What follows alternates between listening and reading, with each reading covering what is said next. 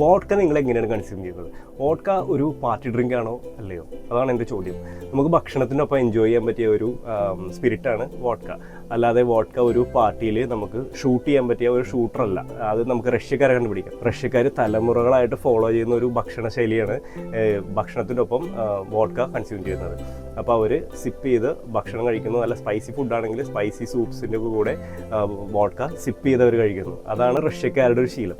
നമുക്ക് നാട്ടിലും അതുപോലെ ട്രൈ ചെയ്യാവുന്നതാണ്. നല്ല നാടൻ മീൻകറി അല്ലെങ്കിൽ നല്ല എരിവിട്ട് വെച്ച മുളകിറച്ചി അതിൻ്റെയൊക്കെ കൂടെ നമുക്ക് നല്ല രീതിയിൽ സിപ്പ് ചെയ്ത് കഴിക്കാൻ പറ്റിയ ഒരു അടിപൊളി സ്പിരിറ്റാണ് വോഡ്ക. ഇപ്പോൾ നമുക്ക് അങ്ങനെ സ്ട്രെയിറ്റ് കഴിക്കാൻ പറ്റിയില്ലെങ്കിൽ നല്ല നാടൻ ഓറഞ്ച് വാങ്ങിക്കാൻ കിട്ടില്ല. അപ്പോൾ ആ ഓറഞ്ച് വാങ്ങിച്ചിട്ട് അത് നമ്മൾ സ്ക്വീസ് ചെയ്തിട്ട് ആ ഫ്രഷ് ഓറഞ്ച് ജ്യൂസ് ഒഴിച്ച് കഴിഞ്ഞാൽ ഇത് സ്ക്രൂ ഡ്രൈവറായി.